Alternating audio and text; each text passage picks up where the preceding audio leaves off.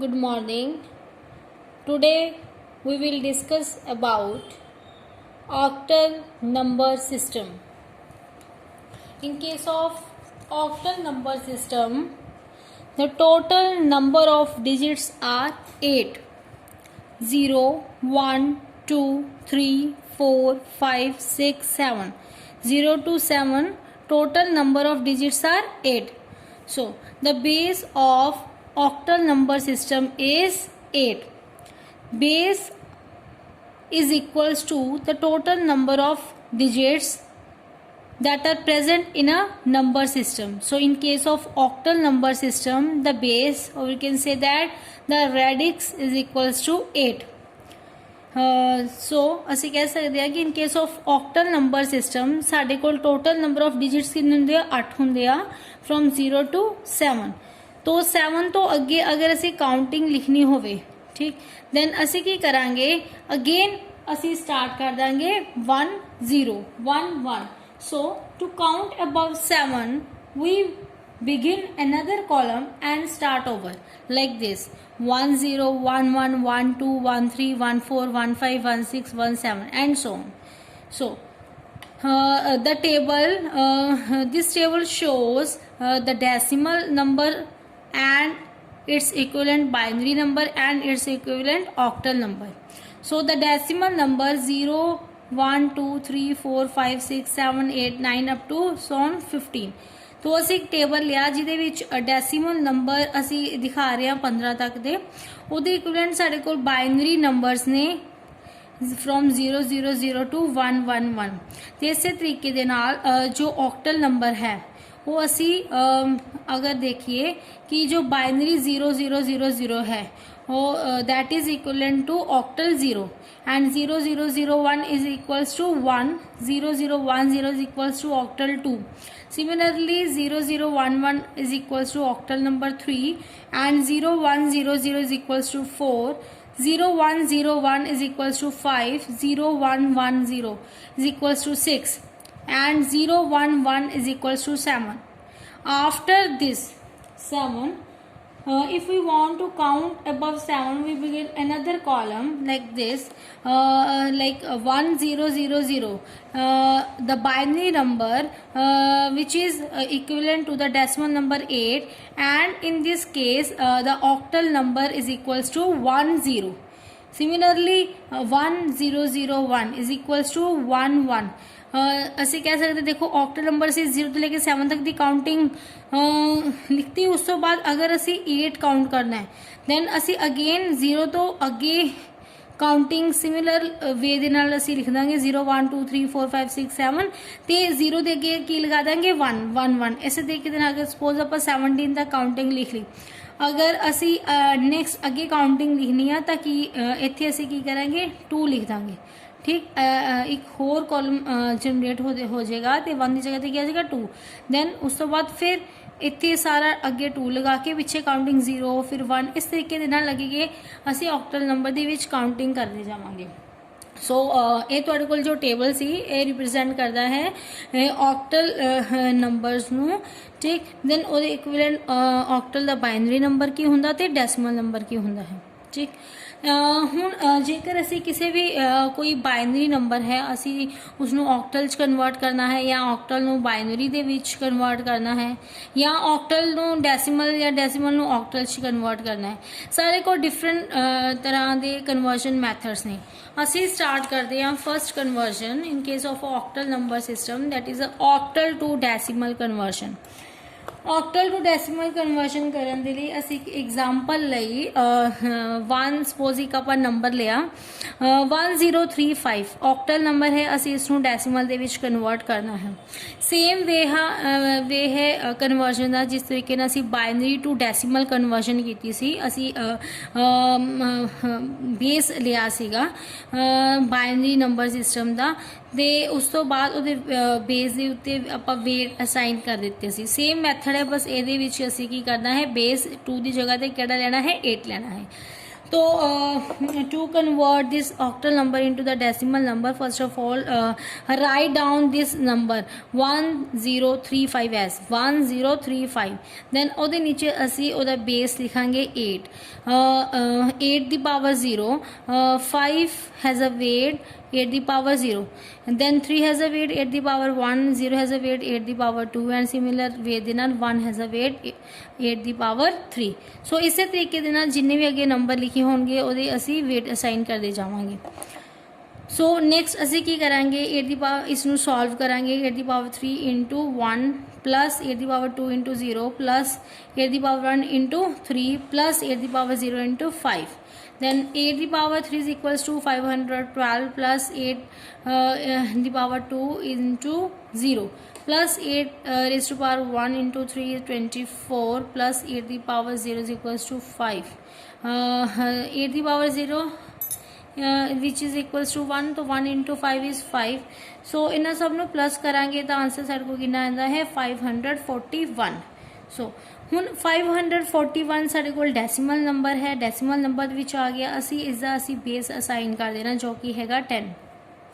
Decimal number का base कितना हुंदा है 10। उस तो बाद साडे कोल एक होर असी एग्जाम्पल लई, हुण असी जिस तरीके नाल बाइनरी नंबर दे विच कीता सी, साडे कोल बाइनरी टू डेसिमल कन्वर्जन जदों असी कीती सी, साडे कोल दो तरीके दे असी एग्जाम्पल लई सी। एक तां असी एग्जाम्पल लित्ती सीगी विदाउट डेसिमल पॉइंट कंसीडर करके, दूसरी सी एग्जाम्पल जिहदे विच असी डेसिमल पॉइंट कंसीडर करदे हां। सो साडे कोल एग्जाम्पल है 75.5, ऑक्टल नंबर है, असी इसनूं डेसिमल दे विच कन्वर्ट करना है। सेम मैथड है 75.5, असी जो साडे कोल नंबर दिता असी उसनूं अगेन राइट कर लेंगे 75.5, दैन इसनूं पावर्स असाइन करांगे। पॉइंट तो पहला जो पावर असाइन करनी है वो प्लस विच होगी, तो पॉइंट तो बाद जिहड़ी पावर है वो माइनस दे विच होएगी। सो 5 दी नीचे असी बेस लिखांगे 8 दी पावर 0, दैन 7 का जो वेट होएगा दैट इज़ 8 दी पावर 1, एंड डेसिमल पॉइंट तो बाद असी जो वेट असाइन करेंगे वो नैगेटिव च जाएंगे 8 दी पावर -1। अगर कोई होर ये सपोज डिजिट होएगा तो वो पावर 8 दी पावर -2, 8 रेज़ टू पावर -3, इस तरीके से वेट असाइन होते जाएंगे। दैन सॉल्व करेंगे 8 raise to power 1 into 7 plus 8 raise to power 0 into 5 plus decimal point का असी इत्थे प्लस लगाता, then 8 raise to power -1 into 5। So असी इसनूं सॉल्व करेंगे 8 into 5 56 plus 8 raise to power 0 is equals to 1 into 5 5 plus 8 raise to power -1 असी 1 over 8 raise to power 1 into 5 भी लिख सकते हैं। Then 56 plus 5 61 plus 5 over 8 61, 5 over 8 is equals to 0.625, add करने तो बाद साढ़े को आंसर आ गया 61.625 जो कि डेसिमल नंबर है। तो आंसर विच असी बेस असाइन कर देंगे, आंसर साढ़े को कितना आ गया 61.625, बेस इहदा कितना हो गया 10। सो इस तरीके दे नाल असी किसी भी ऑक्टल नंबर नूं डेसिमल दे विच कन्वर्ट कर सकते हैं, राइट। आफ्टर दैट अगर असी सपोज साढ़े कोल कोई डेसिमल नंबर है तो असी उस डेसिमल नंबर नूं अगर असी कन्वर्ट करना है ऑक्टल नंबर दे विच, डेसिमल नंबर है तो उसनूं ऑक्टल दे विच कन्वर्ट करना है तो साढ़े को कन्वर्जन आ जाती है decimal to octal conversion, decimal to octal conversion, decimal to octal conversion. Decimal to octal conversion करन दा मैथड वही है जिस तरीके दे नाल असी डेसिमल टू बाइनरी कन्वर्जन कीती सी। तो the conversion from decimal to octal is same as the conversion from decimal to binary, the only difference is that in this conversion where the number is converted from decimal to binary, there is a division by 2, right, whereas from decimal to octal there is a division process by 8, means असी जो भी decimal to octal conversion करनी है असी division process करना है, right. जो भी नंबर गिवन होएगा असी उसनू डिवाइड करना है by 2। But in case of decimal to octal conversion same division process होएगा, बट इस टाइम पे जो गिवन नंबर है that is divided by the 8, right, which is the octal number.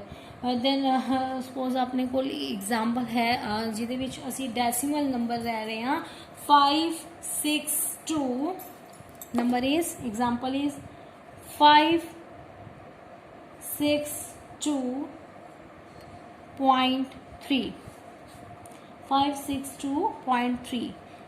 This decimal number is converted into the octal number.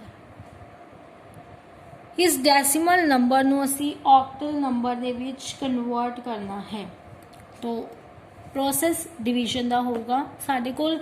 ਅਸੀਂ ਕੀ ਕਰਾਂਗੇ, ਸਭ ਤੋਂ ਪਹਿਲਾਂ ਜੋ ਨੰਬਰ ਹੈ ਉਸ ਨੂੰ ਰਾਈਟ ਕਰਾਂਗੇ 562.3।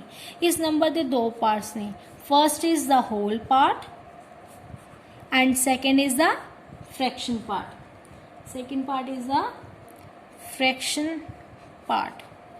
तो ਜਿਹੜਾ होल पार्ट है ਅਸੀਂ ਇਸ ਨੂੰ डिवाइड करांगे by 2। This whole part is divided by 2 नहीं 8।